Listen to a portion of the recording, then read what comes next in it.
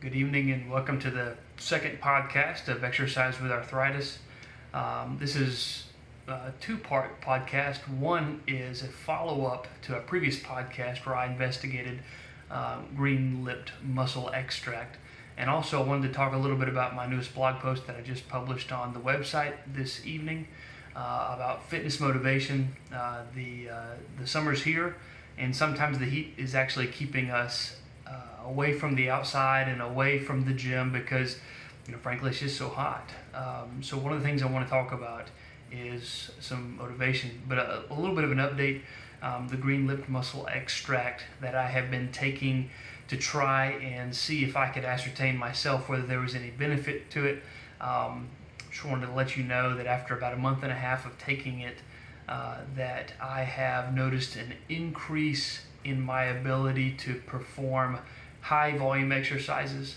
I'll give you an example. We had squats, 10 sets of 10 at 115 pounds, or at least that was with the weight I did. And I didn't notice any increase other than the usual discomfort at the beginning of the exercise. So for me, increasing volume in that and other kinds of activity seems to lend credibility to the idea that there may be a protective factor.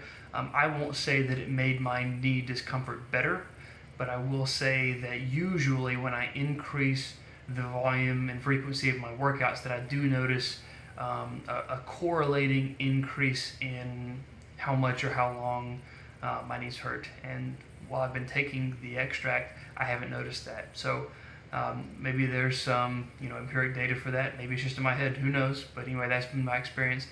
I will continue to take the green lip mussel extract just because it's inexpensive. It's easy to remember to take. And if this continues, if I continue to get some benefit from it, then placebo or not, it's efficacious for me. So yeah, there's my update for that. As far as the new blog post, what I wanted to talk a little bit more about was tips to kind of externally motivate you to go to the gym or go outside or be physically active when for some reason you don't feel that internal motivation. Again, it's kind of midsummer. You got things you'd rather be doing. You're out of your normal routine, whether it's work or school or whatnot. Usually summer is just a time people just tend to take more vacations. They tend to be inside a little bit more, kind of running from, car to the house and vice versa, just because it's so daggum hot outside. And down here in southwest Georgia, it is extremely hot and humid. Our temperature's now running in the 80s at night and in the 90s during the day, so pretty warm. But a few things that I wanted to talk about were just kind of some little tips and tricks to get you motivated to go to the gym or to go for that workout or to go play tennis or go run or whatever it is when you just don't feel like it. So a few highlights, if you will. First thing I want to talk about is partnering up. Everybody likes having a buddy, someone to talk to during the run, or someone to talk to in between sets, or someone to commiserate with, during a bike ride or whatever it might be. Having a partner, a workout buddy, or a group of friends always helps make workouts a little more doable.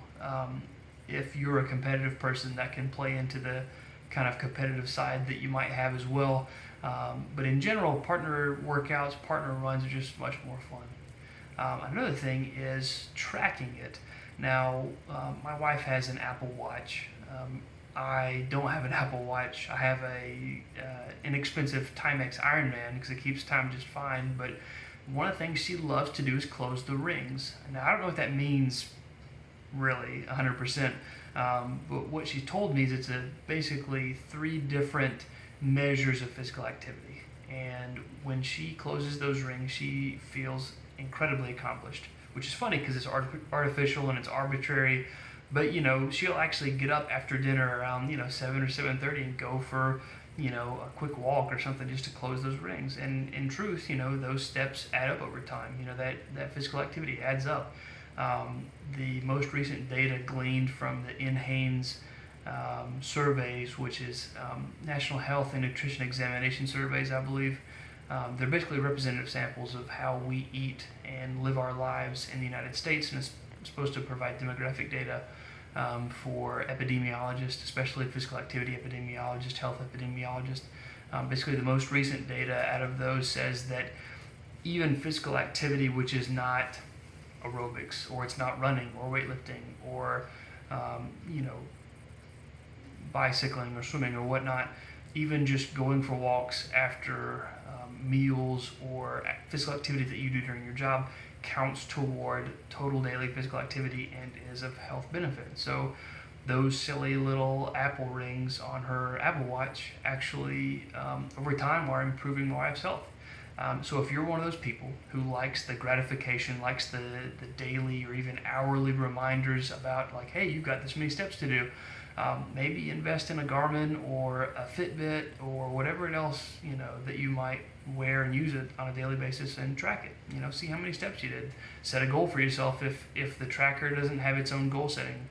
Say I'm going to do 10,000 steps today and just go for it.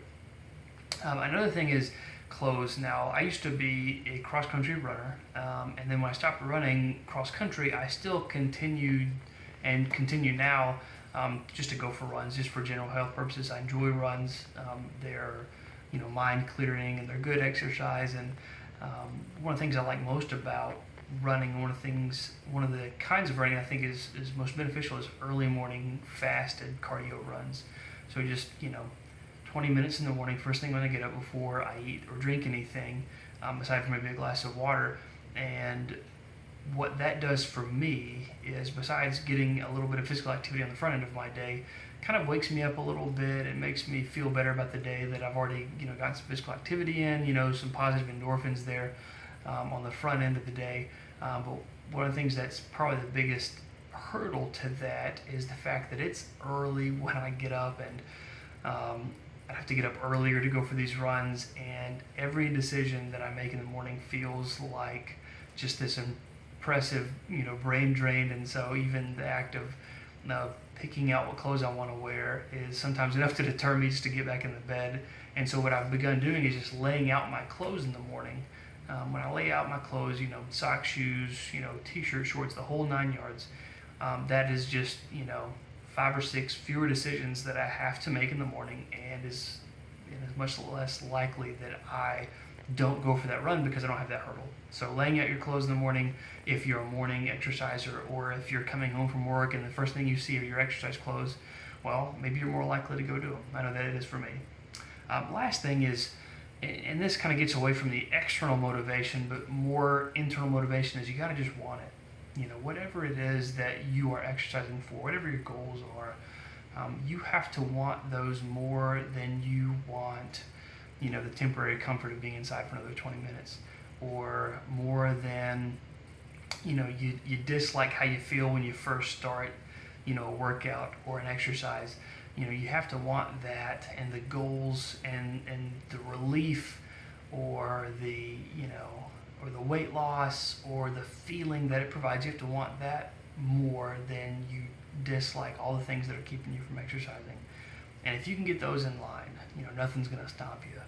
One of the things that I tell my clients, or used to tell my clients when I was a personal trainer back in the, oh gosh, now it's been the late 2000s, was to visualize what it was they wanted, basically visualize their goals. And my clients who could and did regularly visualize were much more likely to be consistent, much more likely to achieve their goals. And frankly, you know, those are the people that I think went on to continue to have a trend of successful fitness. So anyway, that kind of wraps up my update, and also wraps up kind of the best of that blog post per se. Catch me on my website at exercisewitharthritis.com, or shoot me an email. It's listed at the bottom of the website. I'm happy to field questions or talk about future YouTube videos. Take care.